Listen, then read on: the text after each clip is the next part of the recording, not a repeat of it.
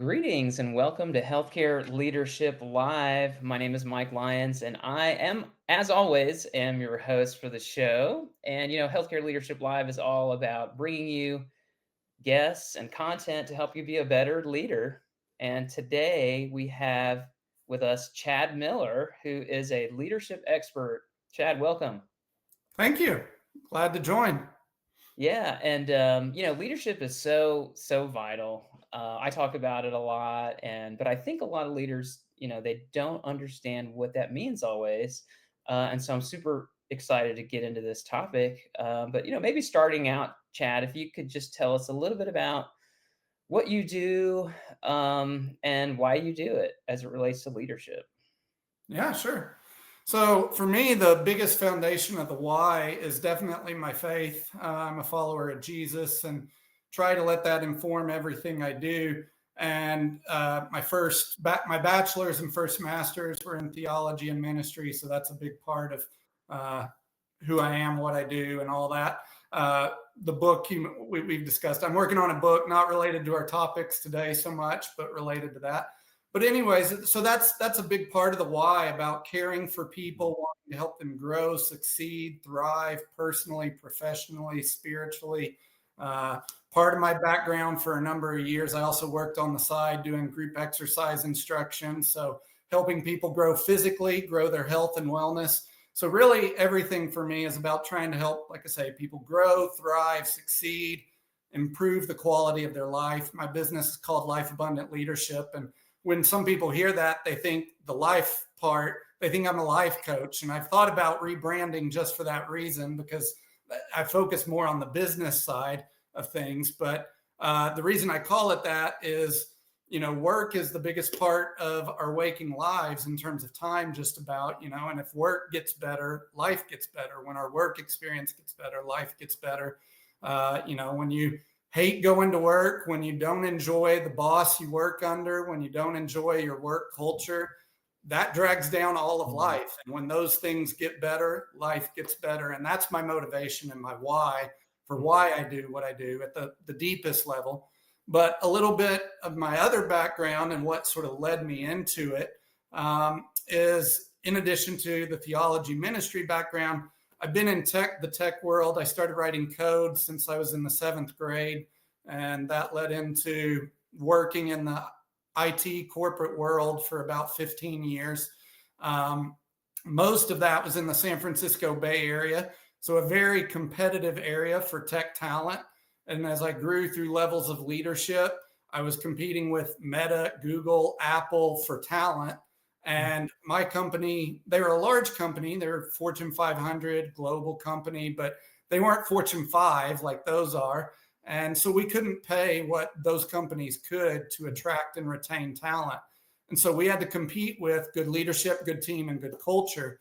And we found that really worked well. You could pay people less and retain them because they had a good boss, a good team, and a good culture. And when you have those things, you're less likely to leave. I ended up working there for 12 years when I thought that I'd work there maybe 3 to 5 when I started. But I had a good boss, a good team, and a good culture within our department. And, I love that. And even though I knew I could have gone elsewhere and made more money, those things kept me there for, 12 years. So that was what sort of started turning on the light bulbs, like, hey, this culture stuff, this leadership team stuff really makes a big difference on performance of the organization, attracting and retaining talent. And so while I was growing through levels of leadership, I did a master's in organizational leadership and started studying consulting firms like Patrick Lencioni's Table Group and his 5 dysfunctions of a team and all this different stuff. And that led me into the consulting I do now with Life Abundant Leadership, helping companies grow their revenue and their profitability through better team, better leadership, and better culture. When those 3 things get better, it really drives not just the life experience, which is my deepest why, but it also just helps the companies perform better. Most leaders don't recognize the cost of turnover and how that's hitting their profitability. So much of what you said there resonates for Sorry, a me, lot to unpack, I and know. there's a lot to unpack there. The first thing, I guess I'll just start with one thing that you touched on, because a lot of the a lot of the clinical healthcare businesses that I deal with are what I would consider small to medium-sized businesses. And for folks that are listening right now, you might be in that category. Um, you can't identify with the Fortune 5 or even the Fortune 500, and you talked about that. You talked about how culture and leadership can help you attract, retain great people, and help you be more competitive. Do you feel like that, for even like a small business, maybe 10, 20 employees, 100 employees, is leadership something that they should be thinking about?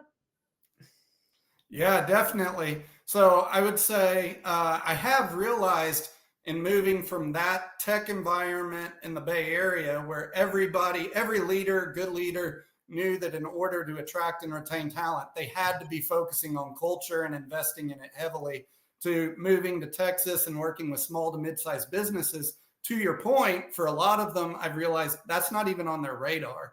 They don't even recognize it. But to your question, I would say it definitely does matter. While right about the time I left California to move to Texas, I invested in a small business, a Ninja Warrior gym. If you've seen the TV show American Ninja Warrior, I used to compete and train in some of that. And so there's this gym that I knew some of the guys that opened it, got involved with them, and I'm on their board.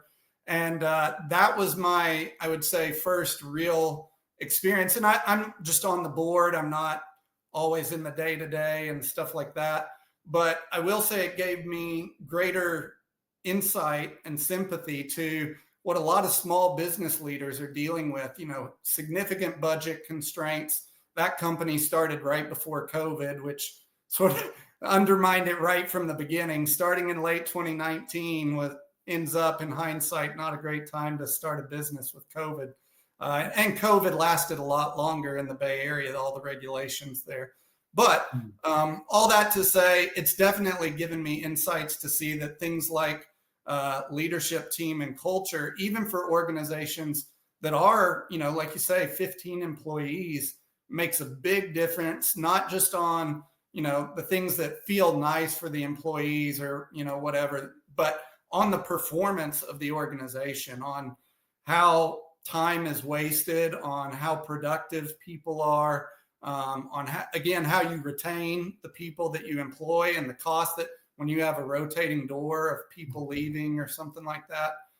All these things really matter. I'm curious, I've seen so many numbers on the cost of turnover since you brought that up. And I don't know that anyone has a magic figure there, but what is kind of your operating assumption on the cost of turnover calculation for, typical employee? Yeah, so the go-to numbers that I reference most was a study I saw that said the cost is typically between 0.5 and 2x employee salary.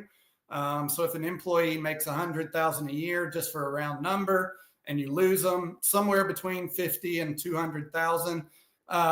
From what I see with other studies as well, the lower they are on that salary spectrum, the more it's towards the 0.5 or even below 0.5. The higher skilled, higher compensation, the more it goes towards the 2x. So if you have an attorney or a highly skilled software engineer that you're paying a couple 100,000, and they're highly specialized, they've got a lot of training to do the specific role they do. Obviously, the cost of like time lost if they leave and the time it takes to hire and train someone up into that level of productivity that person was, that's when you get more towards the 2x. So, that's when you see like an employee that's maybe making 250. If they quit, you're talking a cost of 500,000 or something to the organization. And when people hear that, they might question it at first. Is it really that much? But if you think about, again, with those kinds of organizations, if you work with a staffing firm, there's costs there. There's cost to the leader, the manager that's doing the hiring, all their lost time and productivity while they're having to hire somebody new. all the lost productivity of team members that are having to carry the weight for that person that was lost until the seat is filled. So all that to say, I say somewhere in that 0.5 to 2x. And that's when you see, like, if you're a mid-sized company, 50 employees, typical turnover rates, I think national average is like 20% per year. Some industries higher, some lower. But if you take that 20%, of the 50 employees would be 10. And so if you lose 10 employees in a year and each one is costing you 200, couple hundred, even just down to 100,000, but it can, like I say, be much more. That's $1 million that it costs the organization for 10 employees at 100,000. So it adds up. Once leaders start seeing those numbers, they're like, wow, I hadn't even really thought about it that way. So it kills projects. I was talking with one leader, and she was like, one of our customers, we were trying to do this project, and the person that I was working with kept leaving. And over the time of completing that project, she had to work with 3 different people, and it took them like 18 months to roll out the project. And she was like, if we could have just worked with one person, that could have been cut, but in thirds, and saved them a year. And once they finished the project, it was saving them $5,000 a month. And so, like, if you save that year, it would have saved them $60,000 just in the lost time on that project. So definitely costly. And it doesn't show up on a P&L like, oh, your turnover cost you $1 million this year. Like, yeah, in my experience, a good financial director, financial analyst will factor that in, and they will see and they'll look at your turnover and they'll say, "Hey, there's exposure here for your business." I usually use the more conservative 50%, and I've heard those same numbers, so I'm glad we're kind of on the same page there. But for me, I usually try to operate conservatively, half of that person's salary, and even if you look at half of their salary, that's still a huge number. If you've got any amount of turnover, then and most of that, a lot of it is preventable, right? And so it's that preventable turnover. And so I guess turning our minds to preventable turnover and what can we do? How can leadership help us to avoid that preventable turnover?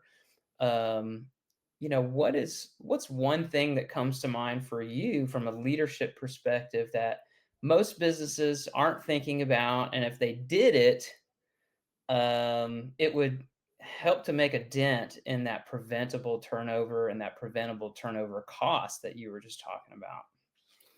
yeah, the thing that comes to mind first, because it affects the entire organization, and it's a place where, again, in my mind, in my experience since starting consulting here in Texas with small to mid-sized businesses, is that it's often neglected, is organizational culture.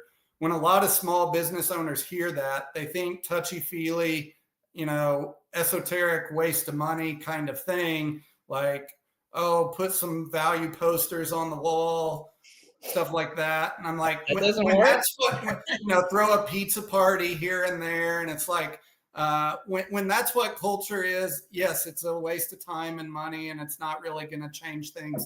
But I just did a talk with an organization called Disrupt HR. They had a session in Houston about a month or 2 ago, and I did a talk on this there. People can look up Disrupt HR Houston. I'm not sure if that session's gotten posted on their website yet, but it will be soon. And anyways, what I talk about there, like, first of all, you ask about like the leader, the tie-in with leadership. This all starts with the CEO, the leader of the company. They've got to value it, put priority on it. If they don't, other people are going to follow their lead. So it's got to be coming from the top down to some extent. There's got to be buy-in at that CEO level, even if others are helping drive the project. But what I would say about that more specifically too, and where it really drives the difference, is when you go from paying what I call lip service to culture, which is the posters on the wall, a pizza party here or there, to really getting intentional and practical about how you're integrating culture into the day-to-day operations of the organization. And that's what I try and help leaders do in the consulting I do. using a company called CultureWise. When I worked corporate, we were clients of theirs. So sort of the whole like hair commercial, I'm not only the CEO, I'm a client or whatever. I was a client of this company before I started helping others implement their programs. And I was a big fan of the way it helped to shape the culture there for that tech department in the Bay Area. And so when I started my consultancy, they were the first company I got licensed with to help other companies implement their program.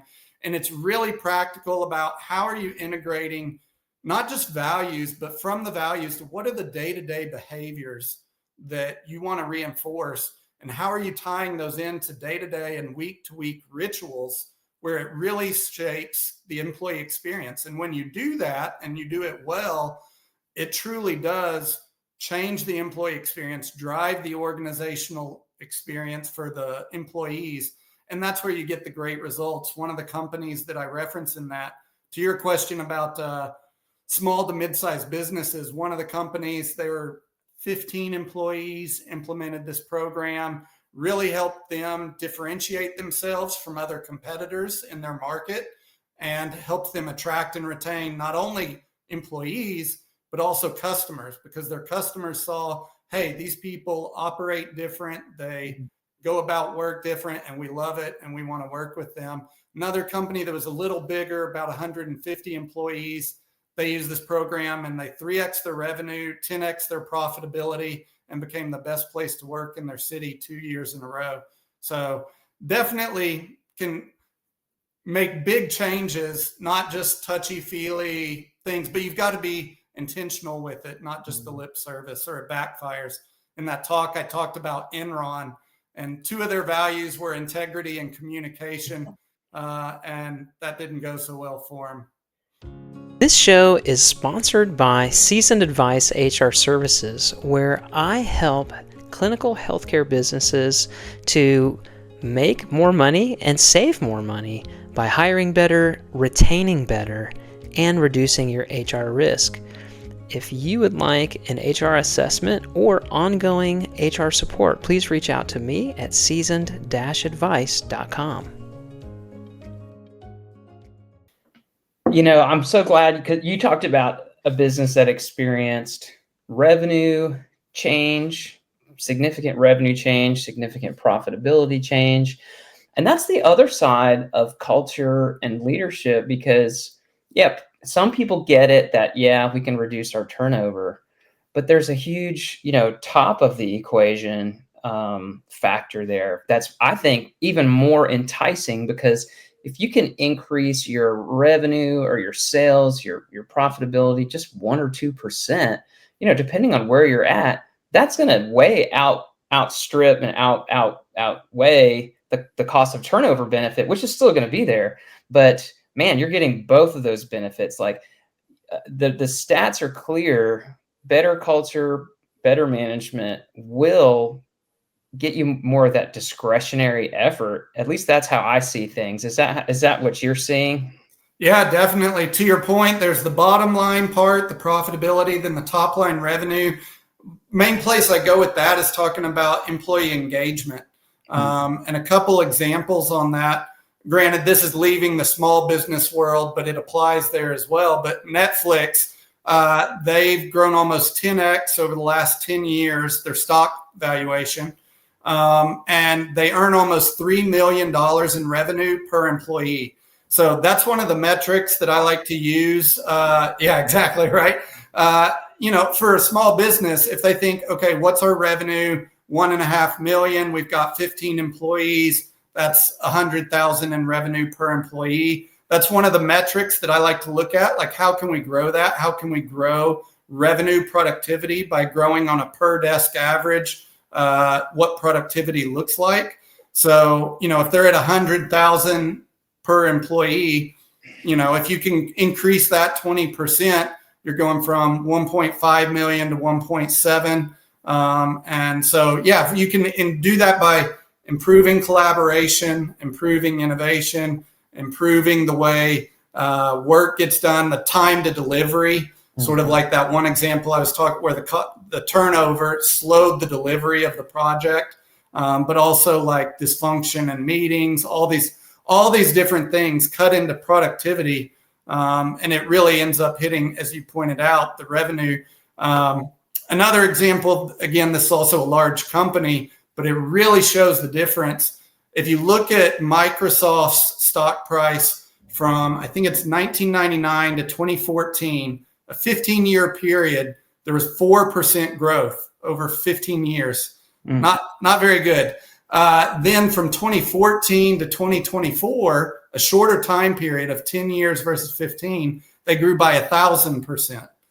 And if you look at what happened in between there, it switched CEOs from, I think it was Ballmer to Satya Nadella. And Satya Nadella has, in my opinion, done a great job of improving culture at Microsoft. There was a cartoon that came out before his time about organizational culture and sort of inner team dynamics at Microsoft. And it was an org chart cartoon with people holding pistols pointing at one another from one department to the next. And it was just this competitive culture of, you didn't have trust with these other departments and stuff like that. And then somebody has since Nadella took over, redrawn that and said that's no longer the case at Microsoft, and it's handshakes across all of those teams. And that shift in culture, I think, is this, obviously there's many other factors, changes in technology, all that stuff, but that culture change, I think, is a significant part. And you can see drastic transformation from 4% growth to 1,000% growth by improving organizational culture. Obviously the results are great.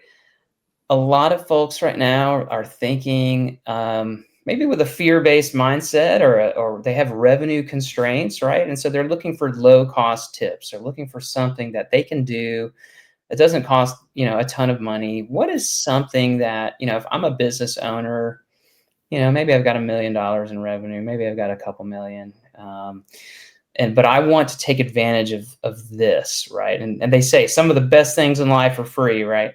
What is something that I could do now or start thinking about to help up-level the leadership or the culture in my small to medium business? Yeah, one thing that I would say that's free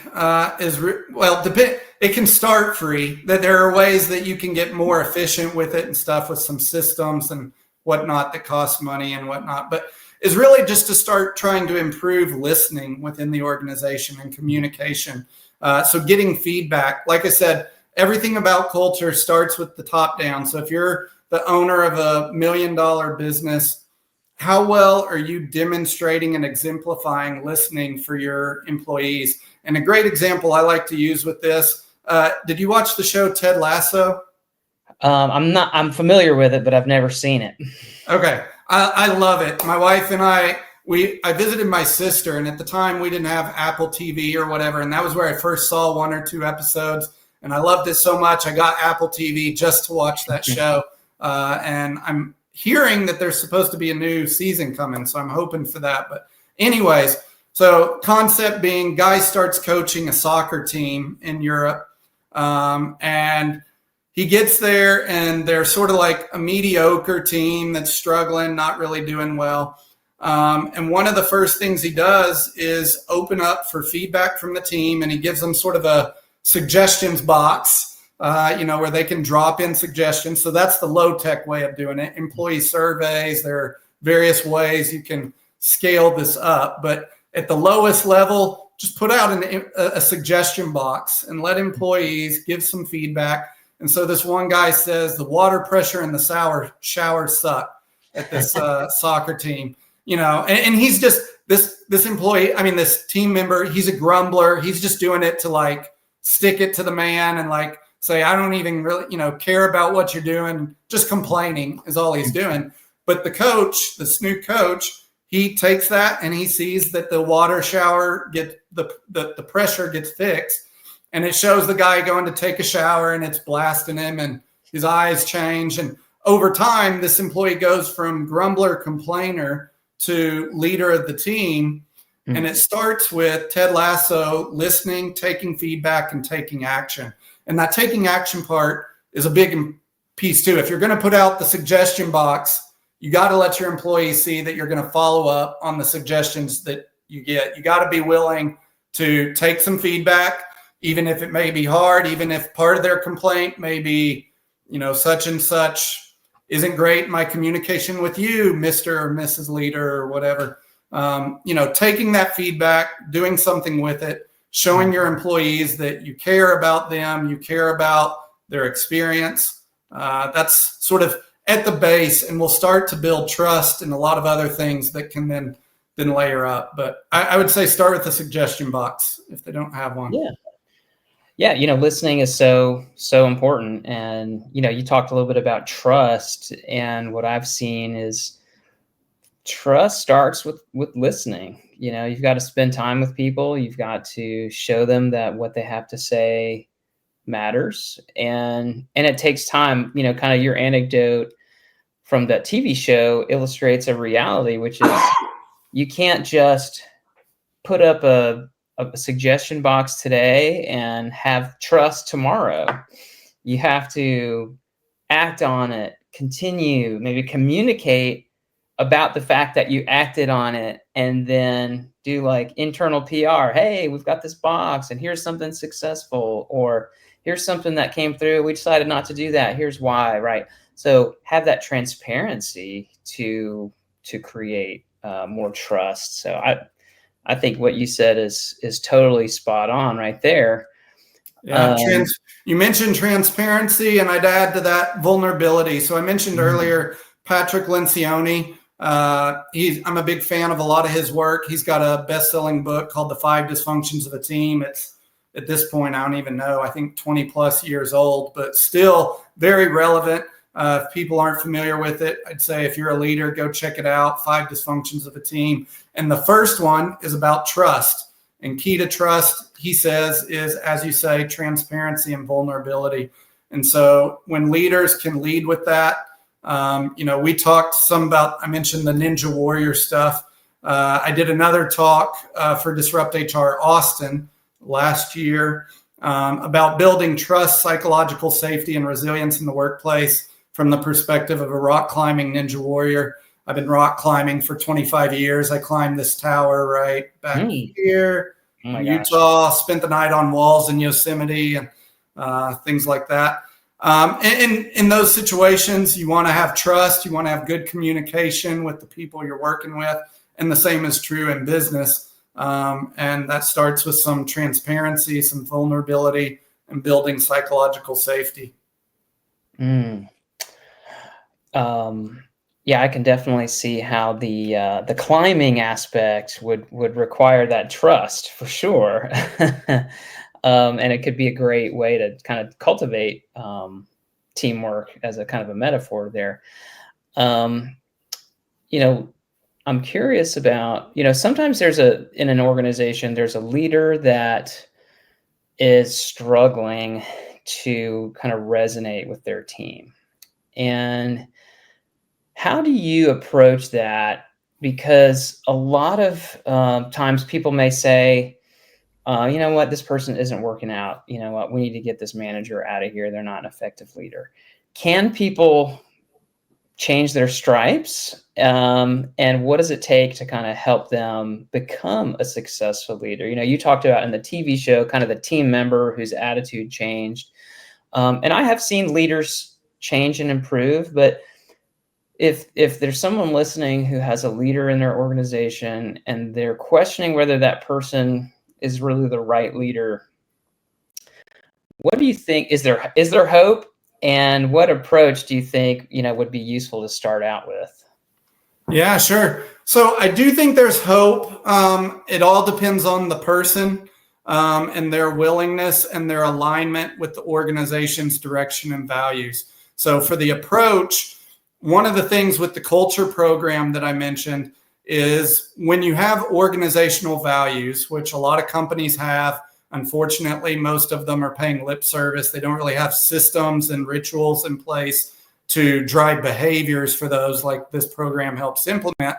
But What I would say is if the organization has value, if they don't have values, that's got to be a start. Like you need to define mission, vision, values, and get those clear for the organization.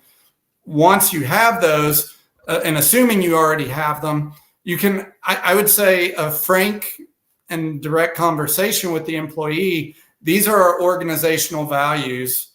This is where you're not aligning to that. From my perspective, this is the behaviors that exemplify that, getting really concrete with it, with examples. This is where there's misalignment. These values aren't just things we talk about. They're things we hire by and fire by.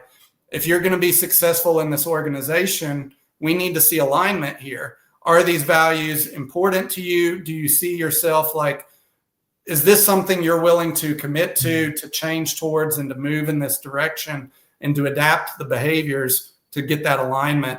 And if they see that and they're willing to make those changes, and that before you can have this conversation, there's got to be certain levels of trust too, I think, between the, going back to the Ted Lasso, before he gets into some of that, he's got to earn trust by fixing the water pressure, by taking a lot of crap from some of the team members and all that stuff, and being vulnerable and all this different stuff. But once he builds that relationship, then he's able to work with this team member in that case, and to your point, he does change and he becomes a leader on the team, becomes an assistant coach as he retires, and he ends up becoming a key transition point to helping other leaders step up and elevate themselves. And I would say that can happen within organizations as well. But it takes that alignment to values and the commitment from the employee, the recognition of the issues.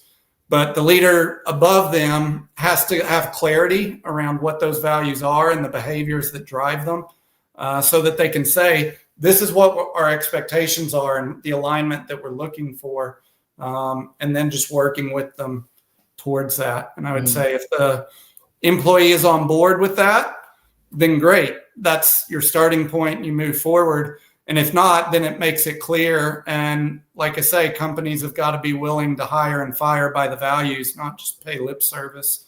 And so if the employee isn't willing to, operate according to those values, then they're sort of self-selecting, and the manager can say, look, this is the direction we're going. You're not going to be successful here. So, how can we support you in moving on to a place where you can be successful?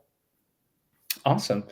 I love what you said about starting with values. You've got to know what those are, and they have to be genuine. And I'm like you. I'm a huge fan of Patrick Lencioni, and he's had some great communication about how to cultivate and develop those values in an authentic way. And I would encourage folks to check out his writings on that stuff. And feedback is so powerful. People can't change if they don't know. And if you point to authentic values, wow, that's a powerful way to lead someone to a new behavior set.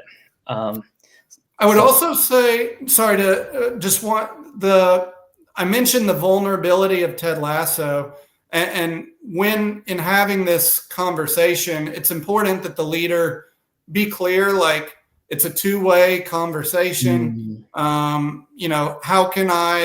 Are there ways that I'm not supporting you, Mr. or Mrs. Leader, to help you operate in these ways? Are there ways that I'm not being consistent with these? Just bringing into that conversation some vulnerability so that it's not just an attack of their behaviors, but how can I support you in, adapting behavior towards these behaviors, and how can we collectively ensure that we're reinforcing these values and behaviors in the organization together. That's one thing I love about the Ninja Warrior stuff. It's not as much over the years, it's become more and more competitive in the traditional sports sense of one against one another. But in the early days of Ninja Warrior, back when it started with the show in Japan and all that, it was always about the competitors against the course. And there's always been a strong sense of camaraderie amongst the competitors. Like, we're here to support one another to overcome the obstacles of this course. And to the extent that leaders can say, we're in this together. How can we work together to attack this problem and overcome this obstacle within the company together? I think that's a helpful approach to it as well, to say, like, these are the problems within the organization that we need to address. How can you and I work together and make sure that our behaviors are going to help the organization overcome these obstacles? I love that. That's a great place to conclude our conversation. I think, Chad, like working together towards common goals. We touched on so many awesome things, from values to listening to low cost ways of becoming better leaders and developing better culture. How can people get in touch with you, Chad, if they want to work with you or learn more about how you can help? Yeah, sure. So LinkedIn is a great way to reach out to me. LinkedIn, Chad Miller. My company's Life Abundant Leadership. You can go to my website, lifeabundantleadership.com, and that will show you stuff about my website's not great, but I made it and it's still not great. I haven't put enough time, but people can get some ideas there. But reaching out to me on LinkedIn, also my email, chad@lifeabundantleadership.com. Always happy to have conversations with people and help them. Like I say, my motivation is always to help and serve people, help them create better workplaces, help them experience.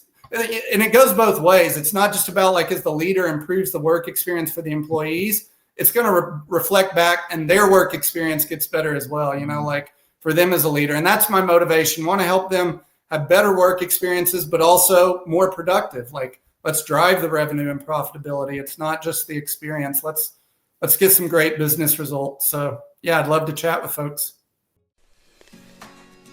Well, that brings this episode of Healthcare Leadership Live to a conclusion. If you enjoyed this episode, please subscribe to the show on your podcast app and share it with someone who would value the content. I promise to bring you more guests and content to help make you a better healthcare clinical leader. I also invite you to subscribe to my HR newsletter for healthcare leaders. You can find information about that at seasoned-advice.com. Now go out there and lead with confidence.